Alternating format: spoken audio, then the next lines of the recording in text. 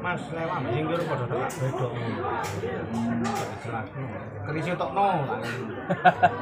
Lho paling ngocut aku ngono.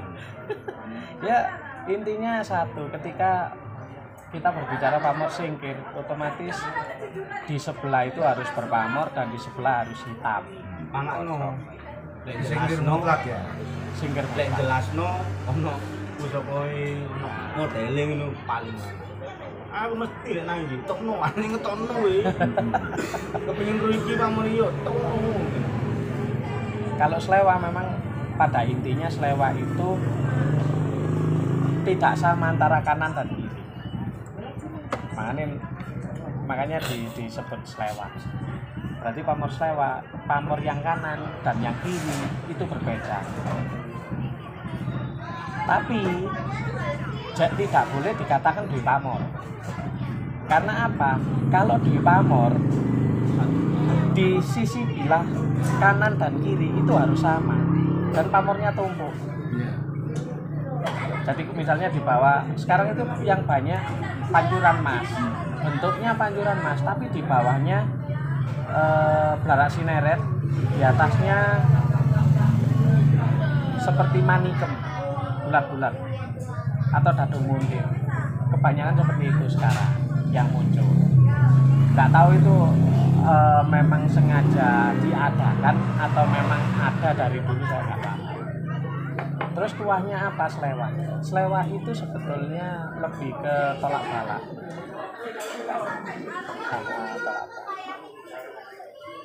Ada beberapa istilah singkir, selewa, terus tangkis. Tangkis itu sebetulnya hampir sama dengan pamor singkir. Ada yang mengatakan pamor selewa itu pamor tangkis. Ada yang mengatakan pamor singkir itu pamor tangkis. Intinya tangkis itu auranya untuk menolak, menangkis. Jadi ketika ada serangan langsung ditangkis. Memang benar-benar ditangkis, dihadapi terus ditangkis. Kan nangkis dan menangkis dan menyingkirkan itu sebetulnya beda. Bedanya di apa? Ketika kita berbicara tentang bela diri, ketika kita dipukul, ditangkis. Ini nangkis. Tapi singkir beda. Singkir itu lebih ke ketika ada pukulan, ditangkis, ditangkap, dilumpuhkan, itu singkir. Makanya orang itu lebih suka ketika ketemu dengan pamor singkir daripada berbicara pamor selewa, daripada pamor tangkis. Lebih senang dikatakan singkir. Saya beberapa tahun yang lalu itu nyarikan orang untuk singkir hujan. Bingung. Boleh endi iki ya? Pamor singkir hutan.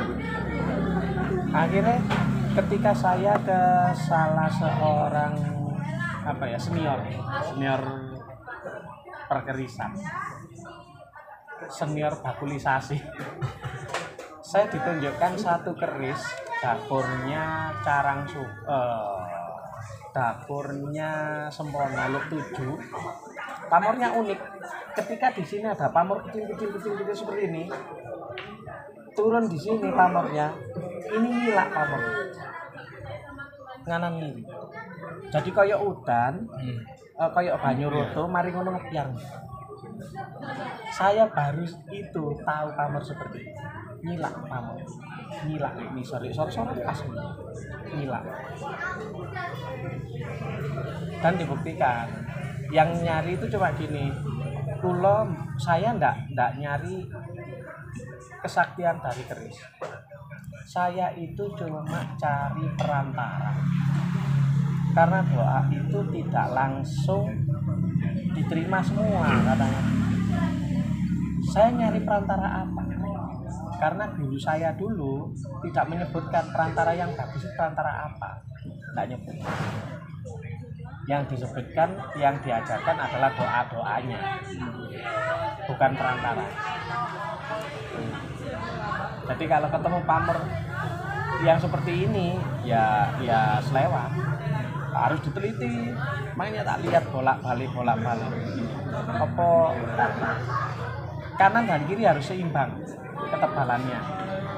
Kalau yang ini yang apa ini yang pamornya habis ini lebih tipis dari yang kiri, yang kanan lebih tipis dari yang kiri, jangan percaya, karena aus itu pasti seimbang. Nah, kalau lebih tipis yang kanan daripada yang kiri, otomatis yang kanan dibesut supaya jadi tangke, supaya jadi selewa, supaya jadi singkir. Di era 80-an banyak sekali keris-keris pamor singkir, keris-keris pamor tangke banyak sekali. Karena apa? Kebutuhan pasar.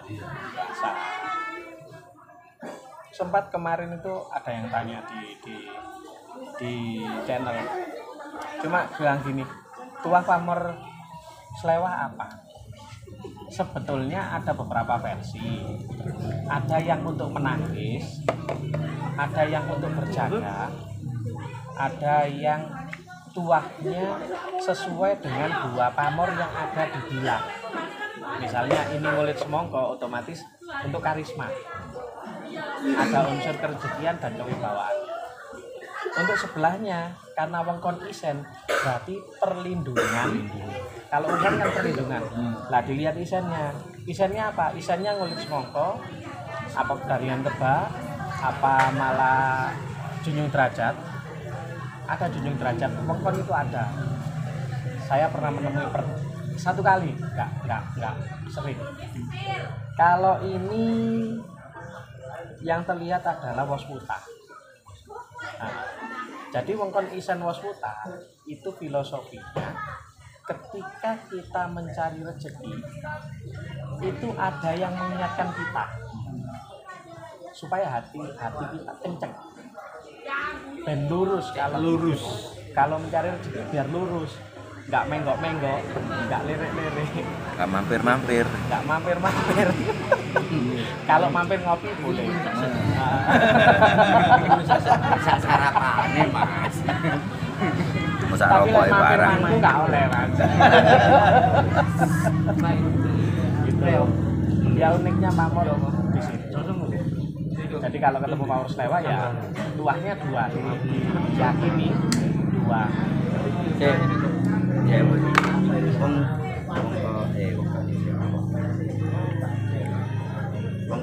tapi ini kalau anu kan kayak jadi. Nah, lek niki kalau ini tidak bisa dikatakan wongkon isen. tapi yang Ini tidak bisa dikatakan wongkon isen. Ini ada yang mengatakan pamor pasir emas. Sebetulnya malelo kendogo. Nah, pasir malelo ada dua. Pasir malelo itu salah satu jenis besi, bukan pamor. Besinya kelip-kelip. Ini pasir malelo. Kalau perak pure putih berarti pasir malelo. Tapi karena ini ada semu kemerahan, masuknya malelo kendogo. Tuahnya apa? Nggak tahu saya kan nggak belajar tentang besi. Itu pertama. Terus yang kedua, ketika bertemu dengan pamor seperti ini, kita harus meneliti ada bulatan enggak? Bulatan-bulatan kecil ada, bulatan-bulatan kecil. Terus ada bulatan memanjang, ada bulatan memanjang. Terus di sini ada banyu mili.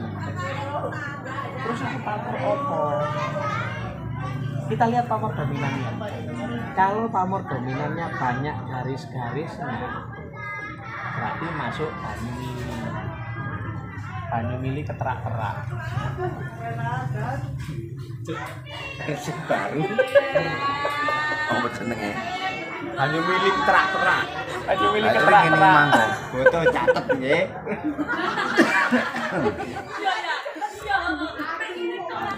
This is pasir malelo kendogo. Nah, di sini ada besi yang kelip-kelip dan ronanya itu rona kemerahan, maka dikatakan sebagai malelo kendogo. Kalau hanya putih tanpa ada warna kemerahan berarti pasir malelo. Wah, ini golek pasir malelo soalnya. Lumayan nang kabeh.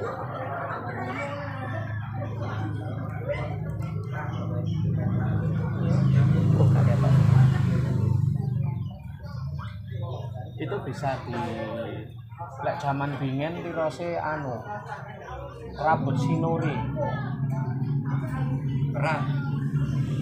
Rambut sinori.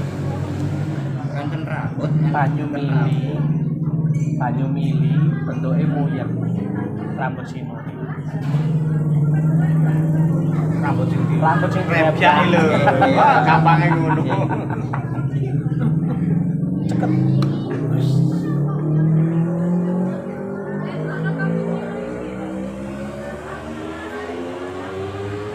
Rata-rata napas kok ngoten.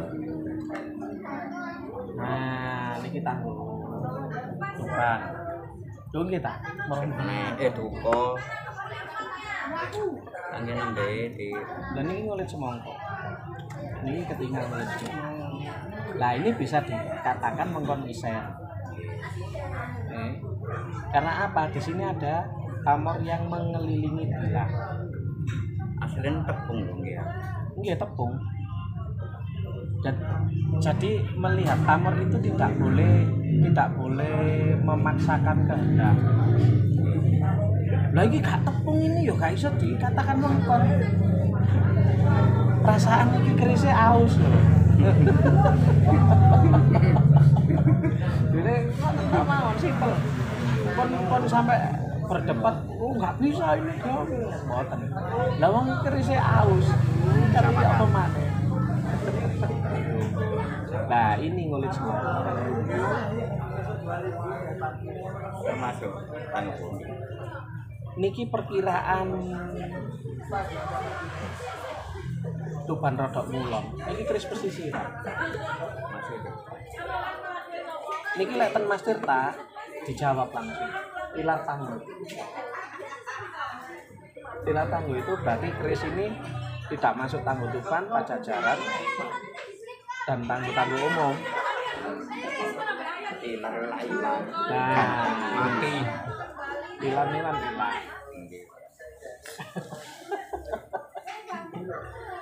Tapi apakah boleh disimpan? Boleh.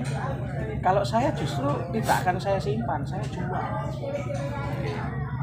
Regane larang. Karena ngeten. Pamor kemedol.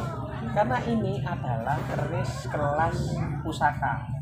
Pusaka dusun. Nggih. Pusakanya petani.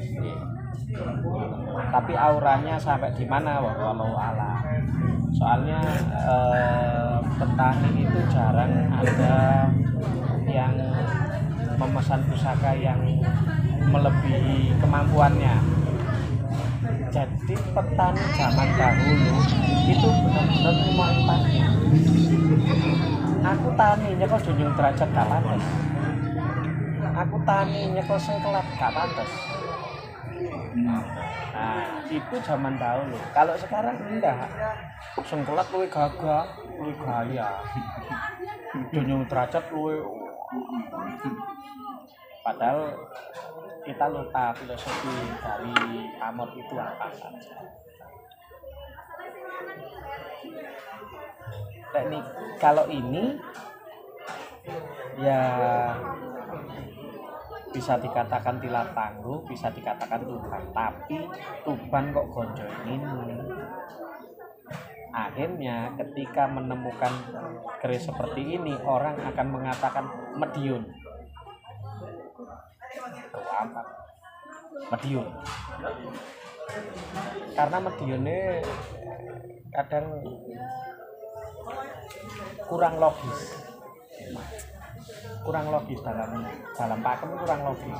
Maksudnya kurang logis itu bukan jelek enggak. Banyak keris Mediun itu yang top. Banyak keris Mediun itu yang dijadikan pusaka.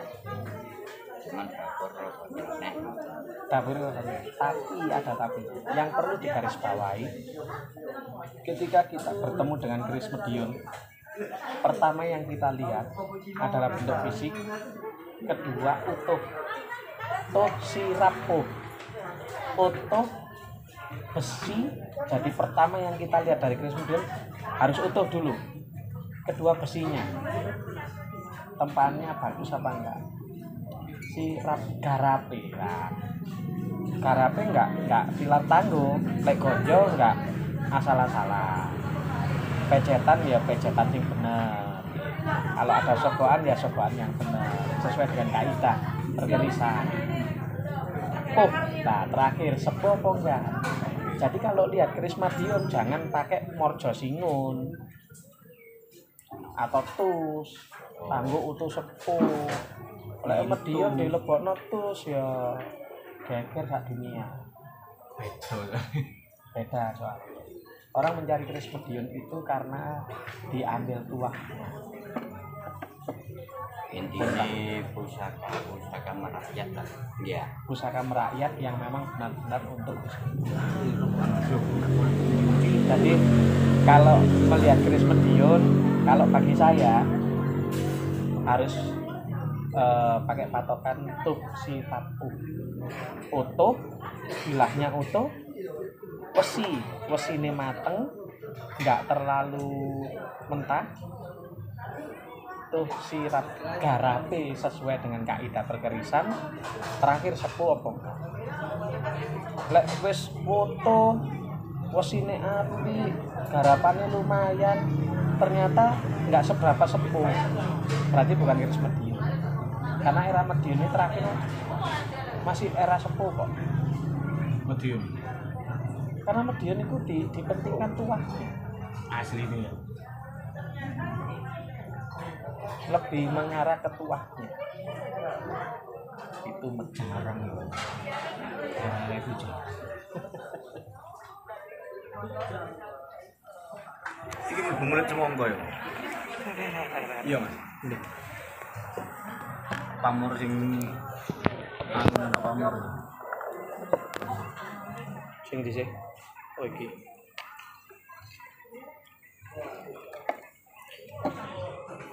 Hari ini kita menemukan keris singkir. Iki mlebu ngulit semongko. Tapi ngulit semongko ini sing apik iki. Semongko Jepang. Semongko Jepang. Ya semongko kuning lho, kadang iki kotak-kotak ya. Impor soalnya. Iya, Jepang. Rapelate angin. Nah. Iki kalau kita berbicara tentang singkir, kita harus meneliti bilah. Wis imbang. Terus meneliti pamor. Oh kena, pamornya gak tebus. Yang ketiga, tuahnya. Kalau kita berbicara tua ya di tayo. Tayo yang paling cepat, keris iki lek turu dari cekil. Paling cepat. Wedi ya Mas ngawur. Yo gak tidak ngono. Lah iya kan sini. Mas ngono wae. Wis gak. Itu kalau tuah, Pak. Jadi tuah itu ya Mas cerita ngomong kulon. Loh, sekarang itu bukan masalah kulon, wetan dan tengah. Tapi tuh sirapuh sekarang. Saiki. Heeh. Tuh sirapuh morjo singun. Kalau dulu tus tangguh utuh sepuh. Itu terlalu apa ya? Maksoin nemen tus iku. Cuman kan dalam perkembangannya pekeris-pekeris ini kan lebih seneng nang tuh sirapuh. Utuh, wesi, garap, sepuh. Wih, diteluwi dia. Ambek Gusti Retai kuwi. Riko lek ngedoli iki nemen butuh duit berarti. Ya si Mas tak ngene. Bukan ada didol ta? Piro? Ya si Mas tak ngene nom ya. Sumpah, enggak gelem ngene to. Riko lek ngedoli iki wis tak lah.